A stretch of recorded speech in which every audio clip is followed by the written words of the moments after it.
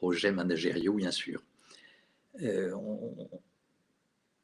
On va attendre encore quelques secondes. J'ai l'habitude de laisser jusqu'à 31 pour vraiment démarrer. Mais en tout cas, vous êtes déjà nombreux et donc c'est un vrai plaisir de partager avec vous ce sujet qui me tient à cœur et auquel j'accorde beaucoup d'importance.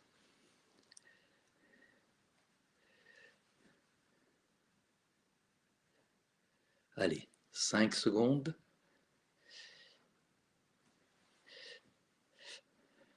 Bien. Mais écoutez, on démarre et puis on va essayer de répondre à la question, finalement, pourquoi passer 35 heures ou plus par semaine au travail? Est-ce que au total, c'est plutôt intéressant, ça vaut le coup, au sens de l'intérêt personnel, ou est-ce que c'est une sorte de punition, le prix à payer pour avoir quelques revenus et sans plus d'intérêt? On est au cœur de ce qui est le challenge le plus important de toute organisation, que ce soit une association, une entreprise, quelle que soit sa forme, c'est l'engagement des personnes. L'engagement des personnes sur une certaine cohérence qui va entraîner à un résultat collectif. Et l'engagement, c'est forcément de l'envie. Et donc l'envie, ça signifie qu'on a envie de quelque chose, c'est-à-dire qu'on sait de quoi on parle et donc que ça a un sens. Et donc, je vous propose de poser la question en disant, est-ce que dans mon équipe, dans mon entreprise, dans mon association, peu importe, est-ce que je souhaite ça ou ça? Et de toute façon, si vous êtes là, si nous sommes ensemble, c'est que nous imaginons que dans la plupart des cas, il est possible de faire au moins un pas dans le sens de la flèche. Je ne vais pas dire dans le sens de ça vers ça, mais quand même, c'est quand même ça. Je vous ai, comment? Vous m'avez envoyé des questions, c'est pas je vous ai envoyé des questions, c'est j'ai reçu quelques-unes de vos questions, mais je vous demande d'abord d'aller sur le chat et de mettre ce que j'appelle à chaque fois votre météo du jour, c'est-à-dire l'état d'esprit dans lequel vous démarrez, qui va de 1 parce que pour toutes sortes de raisons, le ciel est gris et pluvieux dans ma tête, ou pour d'autres raisons, c'est plutôt grand soleil et on va passer un très bon moment. Alors vos questions sont vraiment en phase avec le cœur du management et remobiliser les équipes en sortie de crise, comment recréer de la cohésion. Il n'y a pas beaucoup de chiffres, donc c'est si c'est pas terrible, si, il y a grand soleil, on va passer un moment, il y a des mots sympas. Remobiliser les équipes en sortie de crise, les gens ont été sortis d'une façon de voir l'entreprise, ils reviennent avec des façons de voir différentes, il faut relancer la cohésion. Il y a un tas de changements, des changements physiques, mais aussi des changements dans les modes de relation. Il y a le télémanagement qui s'est installé et qui ne redeviendra pas à zéro dans la plupart des cas. Prendre du recul sur mon propre rôle, et ça c'est vraiment le premier moteur du changement, c'est de se regarder travailler, si on peut dire, et puis répondre à une perte de sens et retrouver et donner l'envie d'aller au travail, ça c'est vraiment le sujet du jour. Bon, en bref, c'est ce que j'appelle nous devons tous, et nous devons chacun dans son contexte, inventer de nouvelles formes de management. Qui je suis? Alors, moi, j'ai été directeur qualité totale chez Valeo, directeur industriel du groupe, j'ai fait un tas de choses. Je suis actuellement consultant coach parce qu'il faut toujours relier l'aspect technique et l'aspect humain pour que le changement soit profond. Et Pour me présenter et introduire le sujet, je vais vous raconter une histoire personnelle, très courte. C'est alors que j'étais directeur industriel d'un grand groupe, c'était déjà Danone d'ailleurs, et mon père, qui était à la retraite depuis plus de 10 ans, quand on parlait du travail, la question importante pour lui, c'était à l'évidence, est-ce que ton chef est content de toi? Tu risques pas de perdre ta place? Et vous voyez comment la relation au travail peut être totalement différente d'une personne à l'autre. Et c'est cette relation au travail qui conditionne la capacité d'engagement des personnes. Et ça a été ma passion tout au long de ma carrière, qui j'espère n'est pas terminée comme consultant, mais depuis 40 ans, c'est vraiment qu'est-ce qui fait la différence entre une équipe, une entreprise qui est moyenne et une qui est championne, alors que de l'extérieur, tout est pareil. Comment construire un leadership humain puissant? Je vous propose de regarder ça à travers 3 points de vue. D'abord, le travail, plutôt contrainte, plutôt épanouissement, et jusqu'où? Le fait que, humainement, chacun recherche du sens. Et enfin, ce sera la synthèse, c'est 3 outils concrets pour rendre ça tout à fait efficace dans le travail quotidien. Ça, c'est la conférence d'aujourd'hui, mais on peut aller plus loin. Et dans les 2 semaines, vous pouvez prendre rendez-vous. Alors, oui, si, je dois avoir là, en cliquant ici, en haut sur la bande verte, il y a cliquer ici. Et moi, l'intérêt qu'il y a à prendre rendez-vous, pour moi, c'est un grand intérêt parce que tout ce que je pense, tout ce que je crois, mes convictions, mes façons de faire, j'aime bien les appliquer à un contexte réel. Alors que là, j'ai le grand bonheur de parler à la diode verte et c'est un peu insuffisant. Donc, dans votre contexte particulier, comment on peut avancer? Quels sont les résultats possibles? Quelles sont les étapes à envisager? Et donc, prenez rendez-vous et on aura le plaisir d'échanger. Ce sera enrichissant des 2 côtés.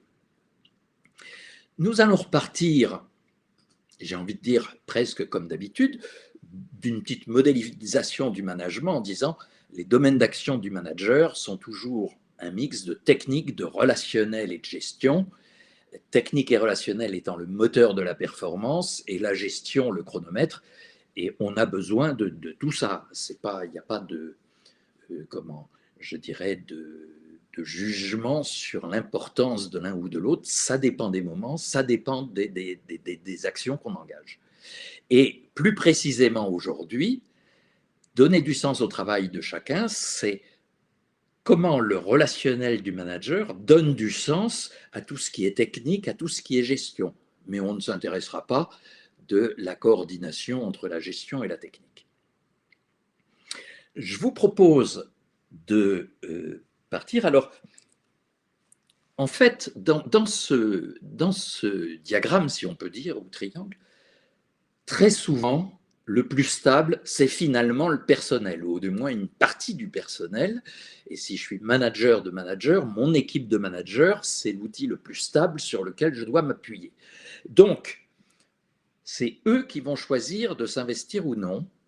Et malheureusement, après plus d'un siècle, ou du moins tout le XXe siècle et une transition progressive, tout le XXe siècle de succès du management tout rationnel d'origine taylorienne, les entreprises gardent souvent de façon plus ou moins, je dirais, cachée, des réflexes managériaux de type taylorien qui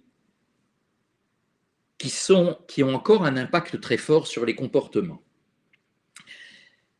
Dans le cycle de conférences qui démarre, on va parcourir les différents leviers, on verra ça, mais le point, c'est de trouver un engagement proactif, c'est-à-dire non pas simplement je fais mon travail correctement, mais presque qu'est-ce que je peux faire de plus pour me sentir vraiment bien dans ce travail dans lequel je suis investi. Donc, Pourquoi passer 35 heures à bosser? La question est même, je dirais, presque philosophique, sociétale, on peut en prendre. J'ai pris deux éclairages. D'une part, l'éclairage des philosophes grecs, pour qui, peu ou prou, mais toutes les activités qui sont là pour pourvoir aux besoins de la vie sont des activités serviles. Seul l'art, la réflexion, la philosophie, la politique, tout ça, ce sont les arts, et éventuellement les sciences sont intéressants. Et puis, à l'opposé, en 1947, dans un livre très intéressant, Alexandre Kojève, philosophe franco-russe, dit « L'homme qui travaille reconnaît dans le monde effectivement transformé par son travail sa propre œuvre. Il s'y reconnaît soi-même, il y découvre et y révèle aux autres la réalité objective de son humanité. » Alors, ce n'est pas tout à fait le même mot « travail », c'est un peu trop philosophique. Là, c'est « travail », c'est capacité humaine, du genre humain, à modifier le monde. Donc, chacun, dans sa contribution à la modifier le monde, reçoit la réalité objective de son humanité. Alors, il faut déjà qu'on ait les moyens de bien comprendre, de bien voir en quoi mon travail est une contribution à l'évolution du monde. Et ça, c'est vraiment le cœur du sens. Et dans la vie réelle, parce que ça c'est très beau mais un peu philosophique, dans la vie réelle, qu'est-ce qu'il en est? Alors on va faire une première question, répondez-moi. Je regarde, répondez-moi à une question très simple, c'est vous gagnez 10 millions au loto, est-ce que vous continuez dans votre travail actuel? Allez-y, une demi-minute et on avance.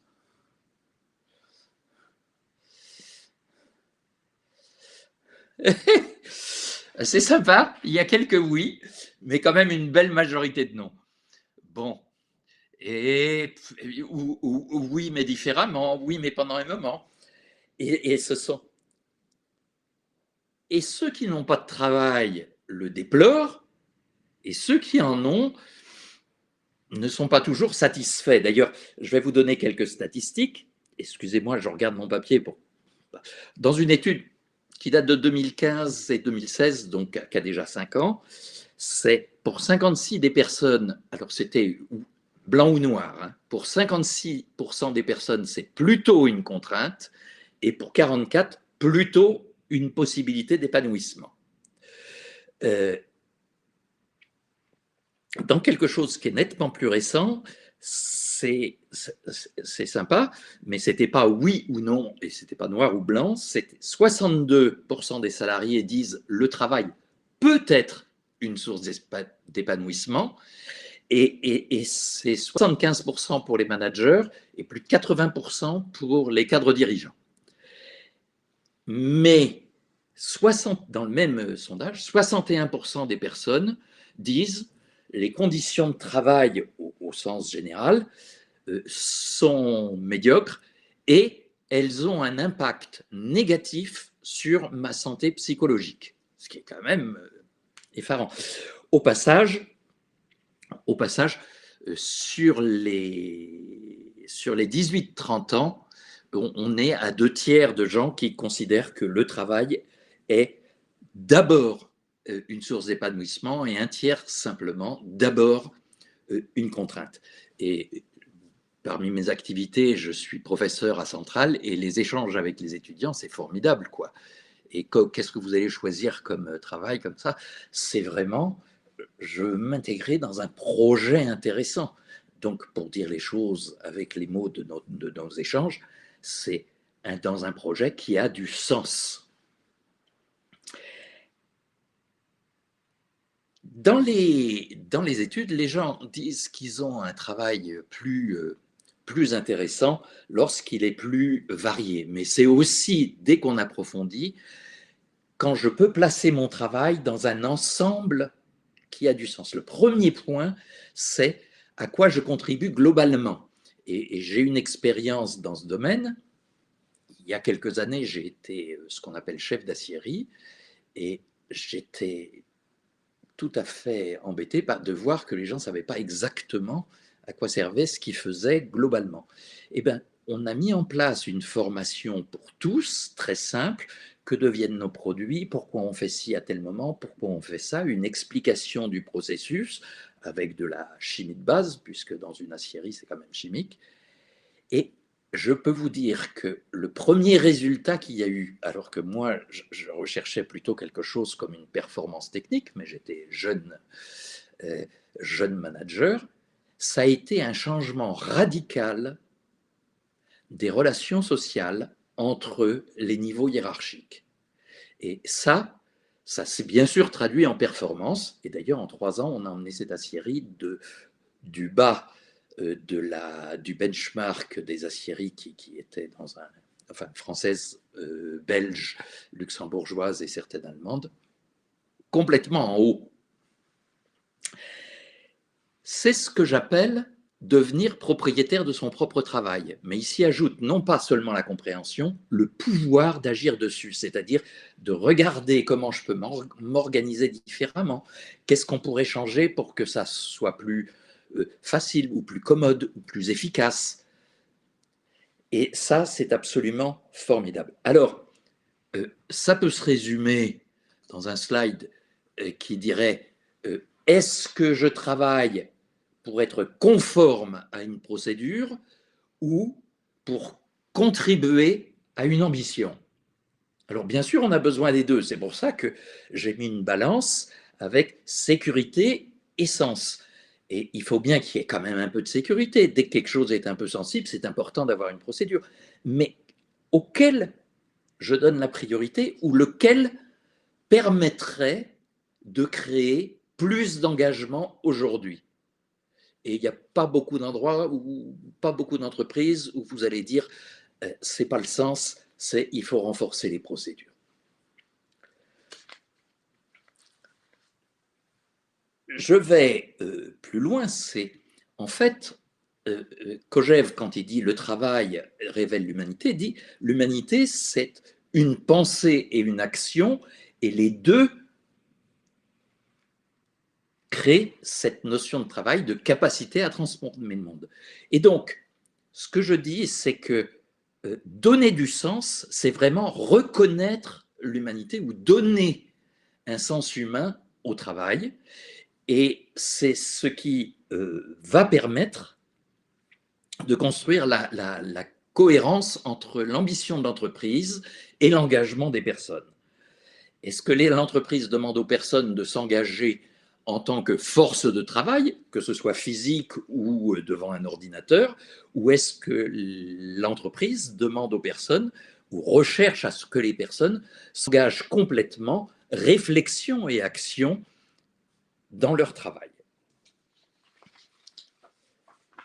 Chacun recherche du sens. Alors, on va refaire un jeu que j'avais fait à peu près comme ça il y a 1 an, mais ça ne fait rien.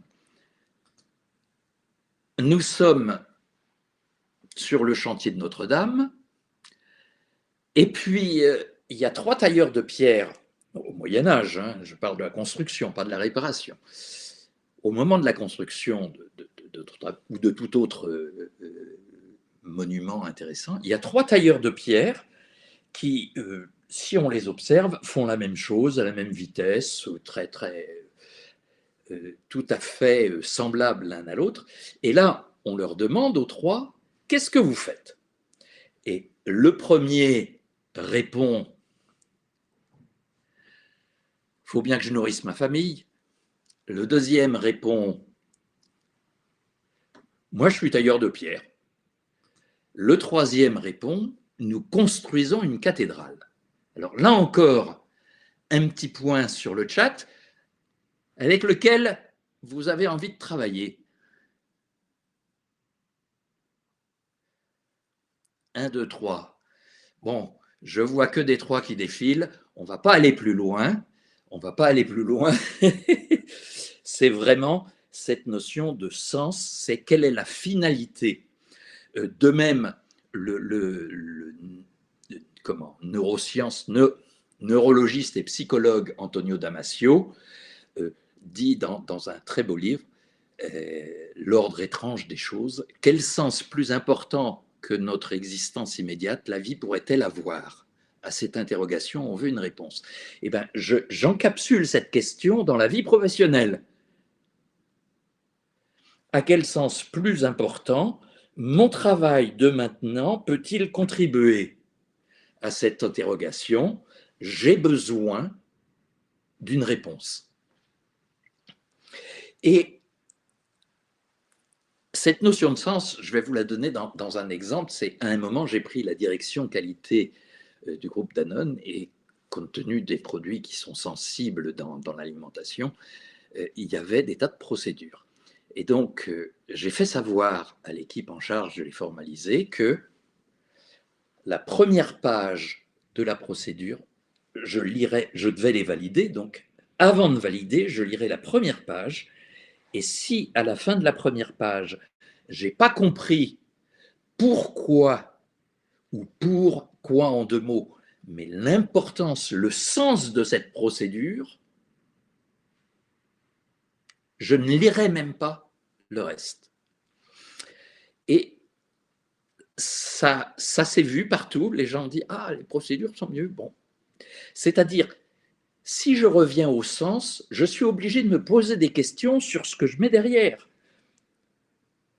Et c'est ce lien entre sens et action marche dans les 2 sens. C'est-à-dire que le sens me permet de définir l'action. J'ai l'ambition que ici, dans cette pièce, eh ben, j'ai un endroit agréable et confortable pour lire.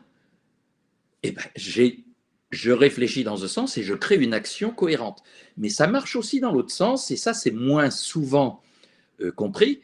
C'est-à-dire, très souvent, ce que j'ai rencontré dans des entreprises, c'est un plan d'action qui est tout à fait intelligent, on regarde, et puis le manager, j'allais dire en bon ingénieur, mais même pas ingénieur, manager, ça suffit, rationnel, il dit ça va être utile, ça va être utile, ça va... Mais quand on regarde l'ensemble, on n'a pas l'âme, si j'ose dire. Qu'est-ce qu'il y a derrière qui tire ça? Et la réflexion sur ce que j'appelle l'ambition derrière l'action, c'est quelque chose qui donne du sens, et dans tous les cas que j'ai pratiqués, ça enrichit le plan d'action. Attention aussi à ce qui vient du siècle, vous savez, les belles pancartes, notre vision, ce qui est ce que j'appelle un autre singulier. Dans ce cas-là, dans votre établissement, dans votre équipe, lancez une réflexion sur qu'est-ce que ça peut vouloir dire chez nous. Et la traduction concrète dans le contexte local est beaucoup plus importante que les mots. Alors les Américains ont une très belle expression pour ça, c'est Sunday words, les mots du dimanche, les mots endimanchés qu'on voit sur les affiches. Pas d'engagement sans respect de la personne, et le respect de la personne passe par le sens. Pour avancer, c'est ce qui permet de créer ce que certains appellent le bonheur au travail. Je suis prudent avec ce mot, disons en tout cas la satisfaction professionnelle de chacun. 3 leviers qui ont été annoncés, eh ben, regardons-les. Si, un point avant, j'ai fait un oubli, c'est le sens, ce n'est pas que la vision, c'est aussi la façon de travailler ensemble, c'est-à-dire les valeurs. Le comment, où voulons-nous aller, c'est la vision. Comment on y va ensemble, ben, c'est les plans d'action, mais les valeurs sont importantes. On y reviendra dans une autre conférence, je ne vais pas le développer ici, comment construire des valeurs communes solides et importantes. Par contre, on va regarder les 3 leviers, et les 3 leviers, c'est ce que j'appelle les 3 cohérences. Alors, la première cohérence, c'est celle qu'on vient de voir, c'est-à-dire, moi, manager, je m'assure, avec mon équipe, c'est encore mieux, qu'il y a une cohérence entre l'ambition affichée, les plans d'action annoncés, la stratégie, et les valeurs que l'on veut développer ou qui sont déjà en cours. Et puis, la deuxième cohérence, oui, quand il n'y a pas d'ambition, si vous dites, si je n'ai pas d'ambition claire, formalisée, il y en a toujours une qui fonctionne bien, qui est, regardons comment améliorer le travail quotidien. Et cette ambition d'améliorer le travail quotidien, en faisant participer les uns et les autres, ce qui est une valeur, est un premier pas souvent très efficace.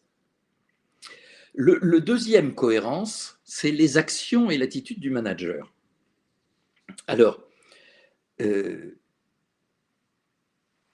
c'est d'abord cette déclinaison en action, en faisant attention de le faire suffisamment pour on ne tombe pas dans ce que j'appelle la bonne volonté à l'état gazeux, c'est-à-dire il faudrait et il y a si. Non, des plans d'action très concrets, il vaut mieux un pas concret que 10 pas rêvés. Et quelquefois, l'un n'empêche pas l'autre.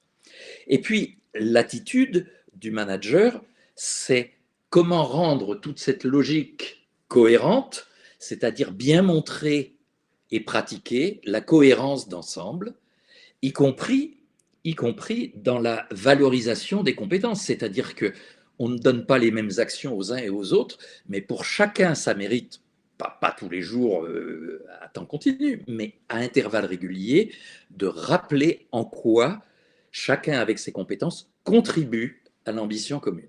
Et puis, je vais vous faire travailler, encore une fois, qu'est-ce que vous mettez comme troisième cohérence? Mettez seulement un mot-clé, s'il vous plaît.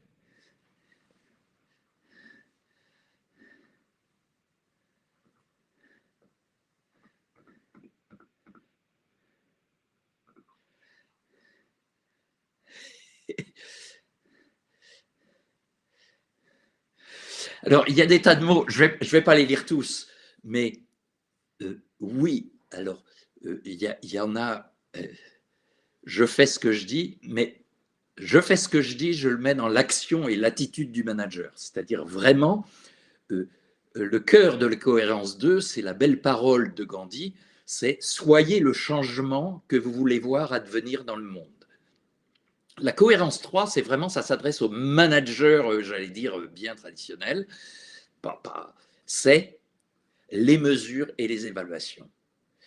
J'ai vu des tas de fois, mais on a une ambition, elle est intelligente, on a des plans d'action, il y a un vrai credo et il est cassé par le fait que on mesure des choses qui ne sont pas en lien avec les priorités. Là, j'ai une... comment les KPI, les indicateurs, doivent être en phase. Pour l'évaluation, jusqu'à l'évaluation annuelle. J'ai un jeune manager que je connais bien, enfin, il est un peu moins jeune maintenant, mais et qui a pris la direction d'une usine et qui me confie qu'il a un peu la trouille avant les évaluations annuelles parce que finalement, il est le plus jeune manager de l'équipe, ou presque. Et puis, le point avait été sur la qualité. C'est une usine qui marchait bien, c'était dans une usine qui marchait bien au point de vue production, mais qui avait des vrais problèmes de qualité. Alors je lui dis, c'est quoi la priorité affichée? C'est quoi la stratégie? Ben, c'est bien la qualité, d'ailleurs je le savais. Et je lui dis, donc, ta première question lors de l'évaluation, ça va être quelque chose du style, qu'avez-vous fait cette année pour améliorer la qualité dans notre usine? Et là, d'un seul coup, vous sentez bien que le fait de mettre de la mesure ou de l'évaluation, regardez comment ça renforce la cohérence 1 et la cohérence 2. J'ai dû, dans certains cas, par exemple chez Danone, me battre avec mon patron en disant non, on va mesurer ça, ça et ça, parce qu'on a suffisamment de priorités. Et puis, ce que je voudrais insister, c'est sur, finalement, les causes d'échec, ce qui est une autre façon de regarder la même chose. Les 3 causes d'échec, c'est l'ambition non crédible parce qu'elle est tellement éloignée de où on est maintenant que personne n'y croit, ou non crédible parce qu'on n'a pas compris en quoi c'était, on ne fait pas comprendre en quoi c'est bien un levier, que c'est un vrai challenge qui a un sens dans notre, le mot sens est repris, qui a un sens dans notre business. Et puis, cause d'échec numéro 2, je ne vais pas y revenir, on vient d'en parler. Et la cause d'échec la plus fréquente, numéro 3, c'est pas de valorisation des progrès. C'est-à-dire, on a parlé de la qualité, mais en fait, on a un compte-rendu mensuel qui commence par le nombre de tonnes prévues, le nombre de tonnes produites, et où la qualité arrive en 3e chapitre ou 5e, voire en 2e page, en 3e paragraphe. Et donc, c'est vraiment lié à ce qu'on a dit dans, enfin, c'est l'inverse, ou c'est la vue en négatif des 3 leviers précédents. Je voudrais insister sur le fait que on est bien dans le domaine du leadership, c'est-à-dire d'emmener les gens vers un futur différent, emmener ces équipes vers un futur différent. Et puis, c'est un acte de création, c'est-à-dire qu'on crée une relation différente entre la vie quotidienne et entre moi-même et ma vie quotidienne au travail. Alors, on peut reprendre la cathédrale, mais j'ai un exemple tout simple, très sympa, c'est ma coiffeuse, et dans des conversations comme ça, mais que j'orientais plutôt vers le travail, elle me dit, moi j'ai un métier formidable, je fais en sorte que les gens soient plus heureux à se regarder dans la glace. Et ça, c'est vraiment pour bien montrer que ce n'est pas quelque chose en disant on va aller sur la Lune avant la fin de la décennie, c'est vraiment l'imprégnation dans le travail d'une finalité qui a un sens. Et tout ça donne de la flexibilité. Donc, finalement, pour le manager, il ne s'agit plus seulement de construire de la performance, mais de construire un engagement, ce que j'appelle un engagement proactif, c'est-à-dire pas simplement je suis d'accord, mais je me sens copropriétaire de ce projet, de tous autour d'une ambition, et c'est aussi le meilleur moyen d'obtenir de bons résultats. Le sens est vraiment une base essentielle. C'est d'ailleurs pour ça que c'est le premier des 7 conférences que j'ai rappelées dans le cycle management par la confiance, comment construire cet engagement proactif de tous.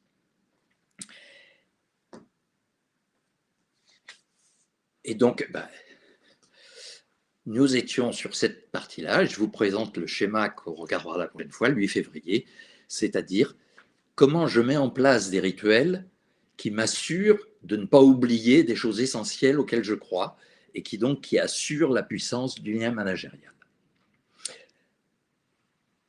Tout ça, ça demande un engagement sans faille pour le manager. C'est toujours difficile et c'est pour ça que moi et quelquefois et quelques autres, nous sommes parfois là pour aider le manager. Une référence extérieure est souvent une source de stabilité et de vitesse d'évolution. J'espère qu'on pourra en parler. Prenez des rendez-vous et ce sera un vrai plaisir d'en parler dans votre contexte particulier, enrichissant des 2 côtés. Un jeu gagnant-gagnant, ça mérite d'y aller.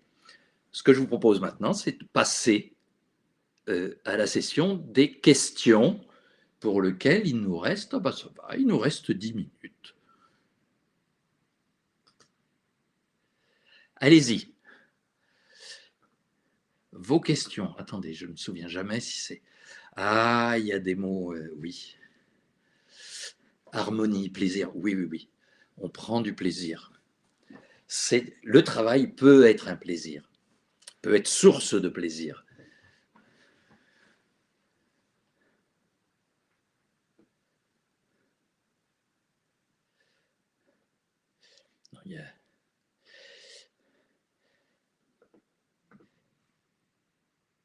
Mettez quelques questions.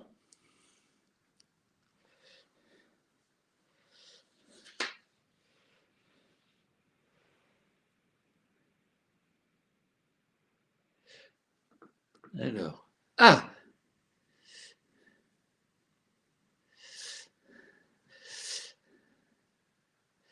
Ah, c'est très gentil. C'était très clair, pas de question.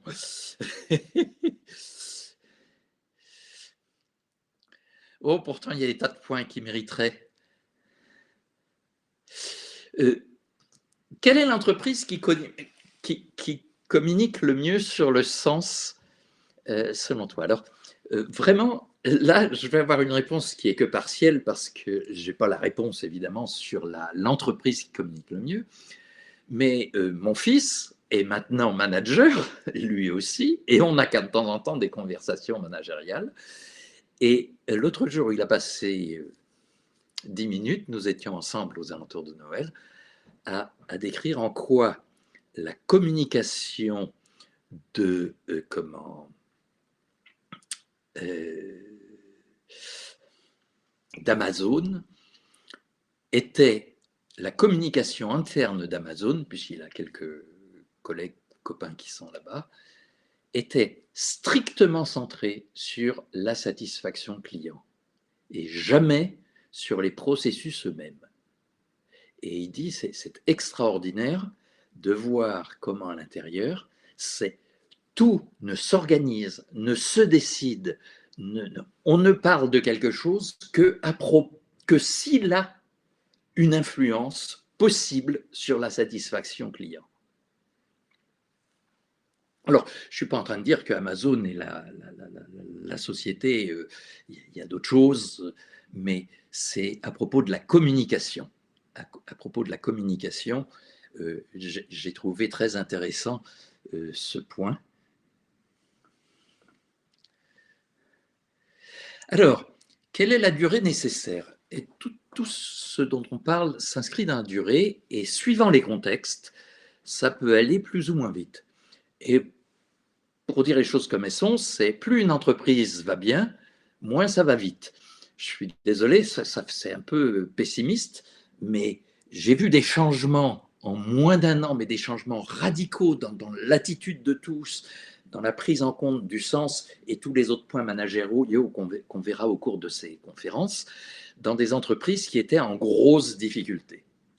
Et d'un seul coup, là, alors c'est un peu triste parce que les deux grands moteurs de changement sont la peur et l'envie.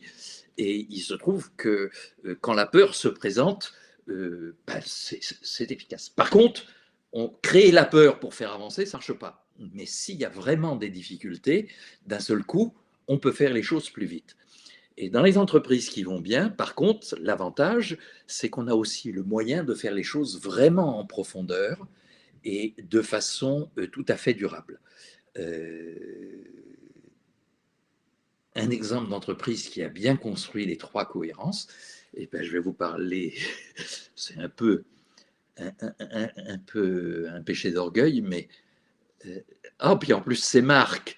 Et ben, lorsqu'on a construit Damaway, Danone Manufacturing Way, c'était vraiment un point auquel je faisais très attention, que nos priorités et nos KPIs soient en accord.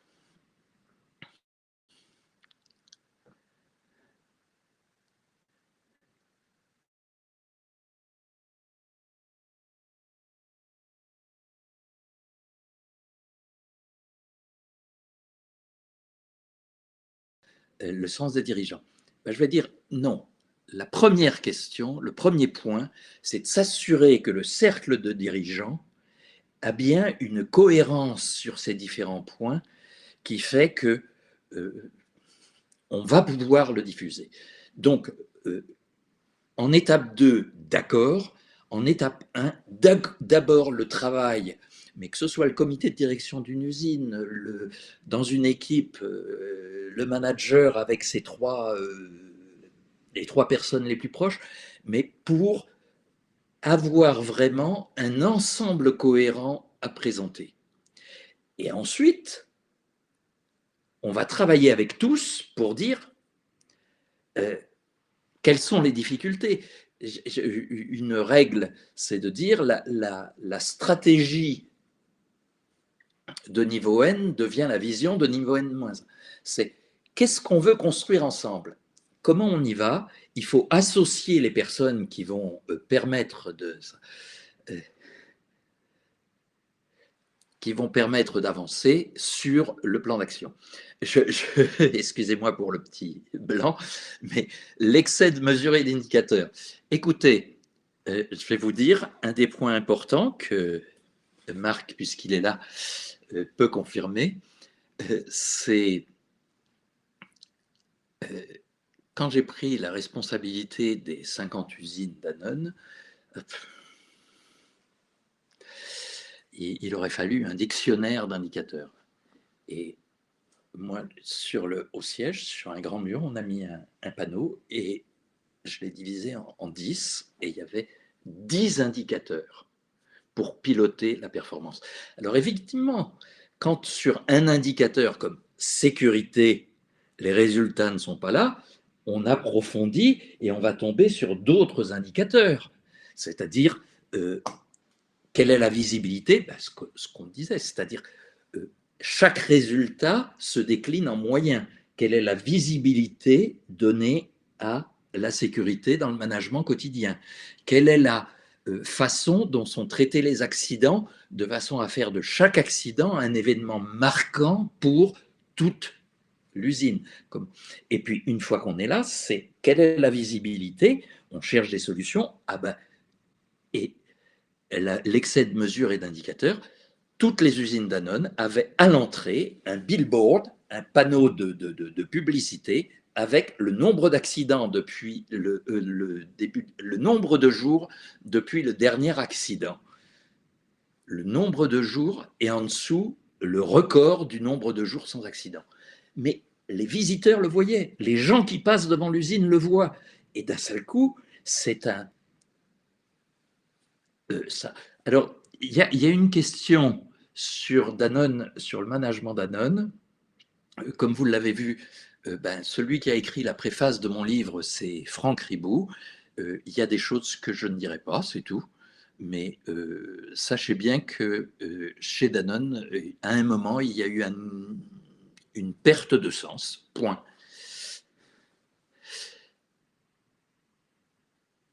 Peut-on développer cette cohérence dans son équipe sans que ce soit global? Oui, j'ai toujours vu que le changement commençait par quelque chose de local. C'est-à-dire que c'est toujours l'exemple d'une équipe dont on se dit, tiens, il y a quelque chose qui se passe qui fait que ça marche. Le discours qui était très, très, très fort dans les années 80-90, qui était la première étape du changement, c'est l'engagement formel et fort de la direction générale. Oui, ça marche, mais j'ai surtout vu des changements qui provenaient, sinon de la base, du moins de secteurs. Un patron par exemple, si on parle d'un système industriel, un patron d'usine, dans une société de service, une région qui développe des façons de faire différentes et qui tout d'un coup fait qu'on se pose des questions. Ah, Jean-Louis, le sens du travail n'est-il pas associé au sens de la vie? Oui, mais là, on n'en parlera pas ici, mais nous sommes et depuis longtemps, je dirais, c'est au sens de la vie, et c'est une question plus sociétale, autant sociétale que philosophique, c'est-à-dire d'une société à l'autre, le travail n'a pas le même statut. Et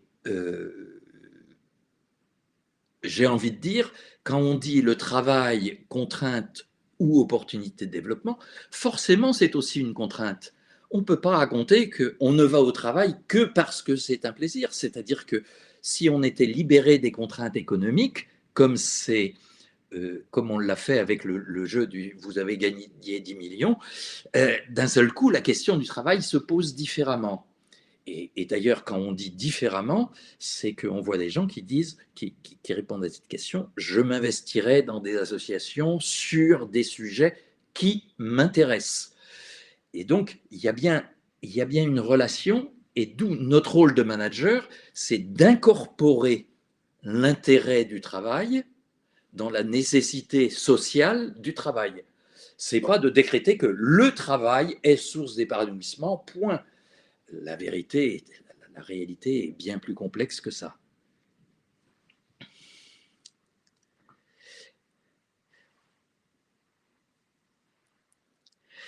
La responsabilité de l'entreprise de donner du sens à la vie de ses employés. Ben, je dirais, c'est la responsabilité de l'entreprise de donner du sens à la vie de ses employés dans l'entreprise. Et je m'arrête là. Et en fait, ça déborde forcément. L'exemple simple, c'est on est au dîner du club de football le samedi soir, et il y a Joseph qui demande à son voisin, alors, et comment ça se passe chez XX en parlant du boulot? On ne va pas attendre que celui qui s'est interrogé sur son travail, ah, vivement lundi matin, le travail me manque. Mais par contre, qu'il soit capable de dire, c'est intéressant, ça va. C'est déjà un beau challenge. Eh bien, écoutez, nous sommes arrivés au bout de ça. J'ai même dépassé d'1 minute.